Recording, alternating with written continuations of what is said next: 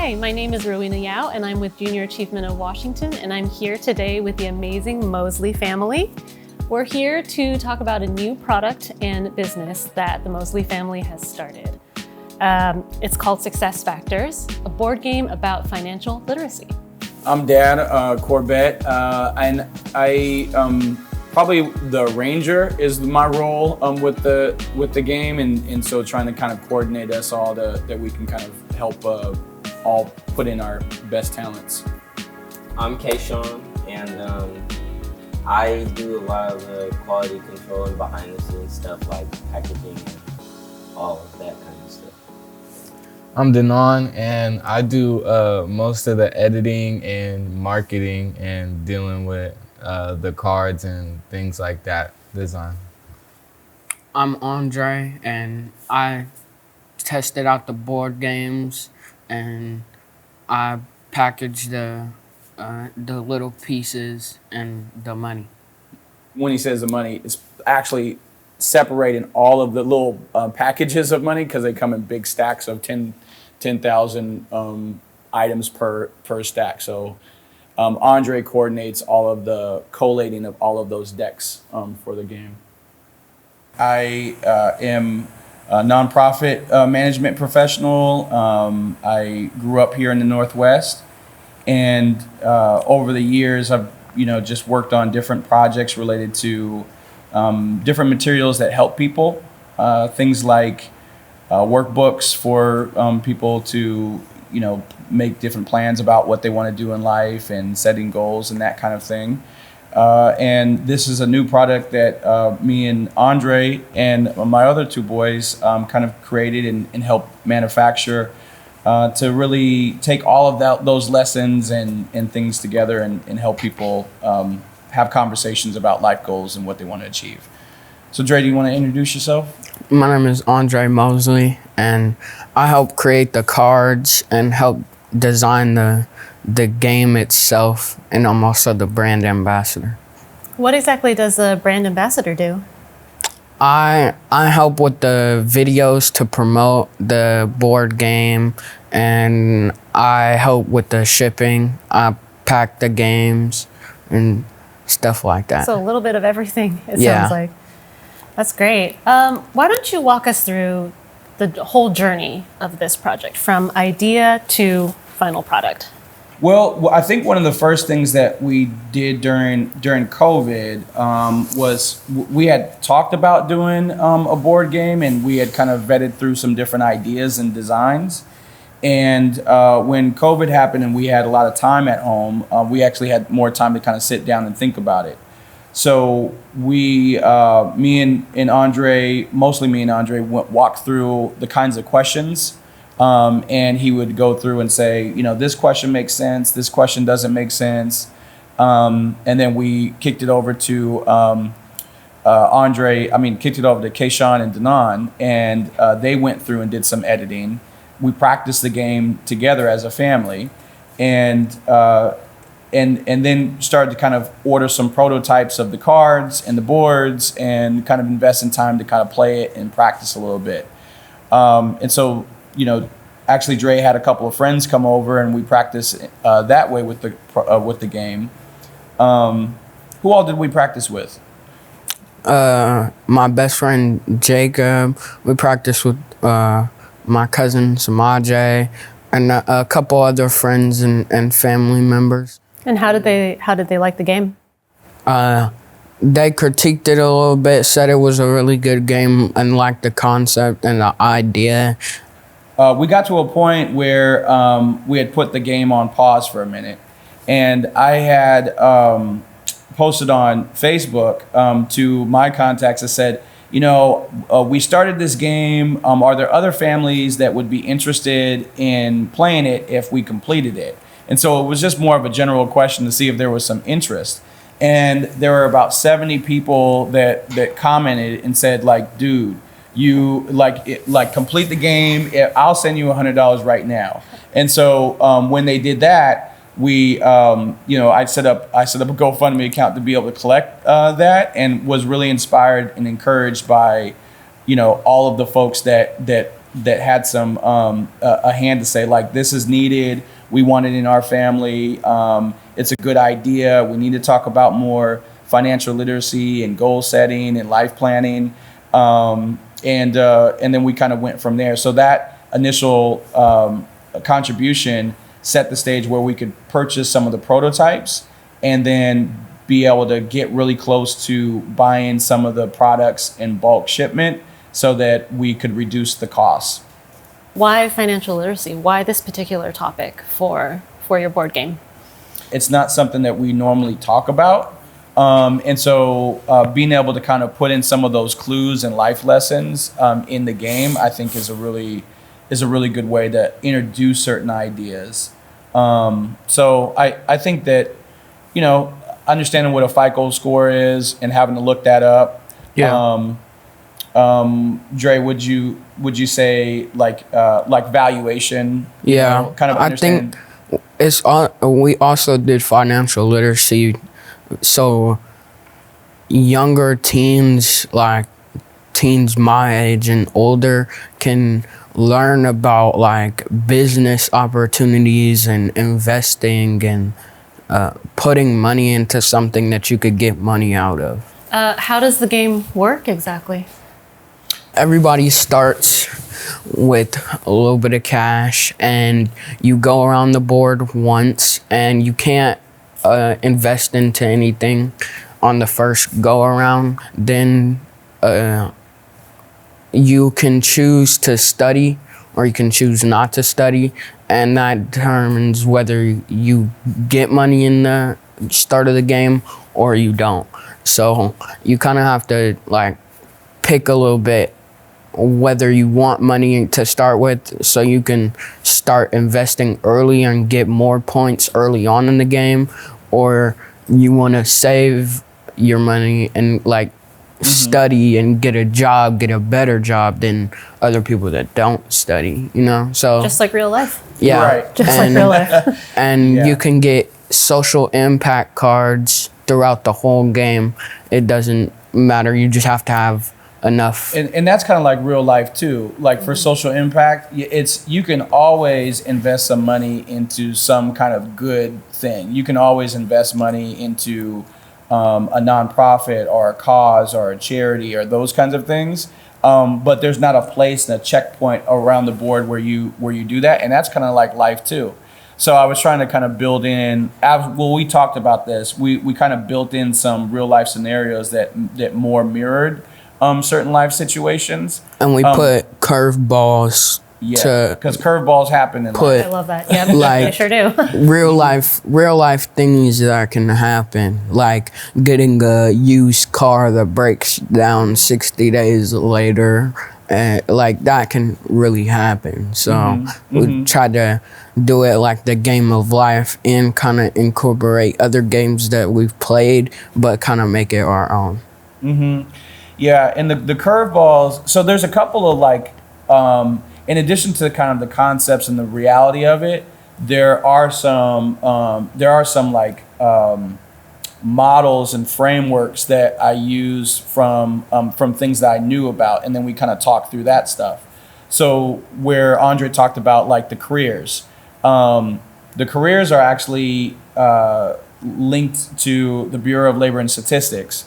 So it's the in-demand jobs, it's the average wage, it has budgets that are realistic based on what you could afford with a 50-30-20 budgeting rule. And so you can kind of see this job pays this amount on average, and this is how much would go to housing or how much would go to investing or that kind of stuff. So as you play the game a little bit more, you can kind of learn a little bit about the implications of careers with how much you have to invest with. I read a statistic that number of new businesses and new products have doubled during the pandemic. Do you think you would have started this board game if it wasn't for the pandemic? Was this an idea that was already brewing?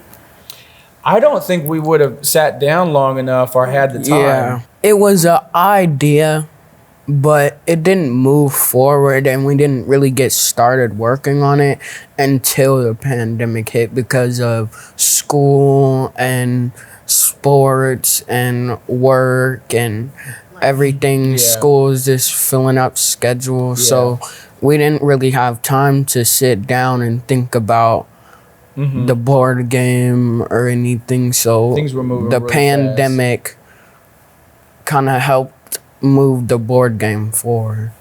And given the time too, with COVID and with pandemic, when our lives have been really interrupted, that, you know, significant, like, normal things that families or young adults would be doing, things have been, that trajectory has been kind of knocked off. And so kind of getting reestablished with your vision in life or your goals or having those kinds of steps, I think the board game helps kind of get to some of those connections. And it's probably a good time for families to kind of revisit where they want to go, especially young adults. What advice would you give to aspiring entrepreneurs? I would say make sure you know enough to start. Like, make sure you know what your product is, know who your audience is, know the name. You need to start with the name, logo, all of that. Like, try to start simple and try to learn a little bit first before you just move ahead. Yeah, and I like Andre's point about being simple too. That you don't have to be you don't have to be perfect to start. You can start where you are with what you have, and it, you know, as long as you have something that people can use. And so I think that being posturing like Dre says, and to learn more, because you have to be willing to kind of learn what you don't know, because you don't know what you don't know. And so I think starting where you are, using what you have, and I would just add asking for help. You also have to be willing to take criticism, like positive that's a good and one, Dre. negative criticism. Yep. Just like, it has to be there. Like, not everybody is gonna like what you have, so you have to critique it. So you just have to be willing to take positive and negative criticism. What is one thing you've each learned during this whole process? I learned that when you're working on something, when you're starting a business, you have to ask for help. You have to ask for help. And, like, it's good to have, and I learned it's also good to have other people with you to help you. Like, having a family business, we all work together and play a big role in making the game, make sure it gets out. One thing that I learned is that work ethic is important. It's extremely important, especially when you're running your own business and doing your own thing, because you can't pick it up and drop it. It's not gonna work. You just gotta keep pushing and keep moving and continue to improve yourself and what you're trying to do. One thing that I learned is that it's never too early to learn about how you can better your, I don't know, never too early to learn about financial literacy, for sure, and that sort of thing. I would say have fun. Yeah. So, and that's what I get a lot from Kayshawn, is just having fun while we're doing it. The kinds of videos that they make, and kind of the marketing side of it, and those kinds of pieces. I say to have fun while you're doing it. Yeah, that's actually my favorite part, just promoting the game and getting it out there. One of the biggest things for me is people actually being able to sit down and have those conversations. I agree with you guys. I think that competing with each other and being able to be around people and having fun with the game and being able to conversate is just one of the things that you look forward to with things like this. So, and also it's a great skill to have, just being able to communicate. Being able to help each other with, like, setting goals a little bit, making sure that goals are set not too low, so we don't have low goals for ourselves, helping each other make sure that our goals are high enough and where our full potential is with the goal. Yeah. I think that's one of the most unique aspects of this board game are the discussion cards for sure. Most board games, there's not a lot of discussion. You're just competing against one another. Here, you're competing, but you're also getting the opportunity to learn more, whether it's about family members or friends. That, to me, is definitely one of the neatest aspects of this game. So this game is a lot about achieving goals. What are each of your goals for your future? My goal is to keep playing baseball and try to go D1, D2 for college and get drafted. My goal, like Andre, I'm planning on going to college, but I'm planning on going to college overseas. I want to go to college in the Japan area, so around like Tokyo and all of that. A long time goal I have is to have at least 1 degree from a college, but I'm really going for 2. And I don't know, explore, because there's a lot that I don't know, and I don't know what I don't know, so I want to find out. I don't know what I don't know is one of my things too, so it's cool to hear you say that as well.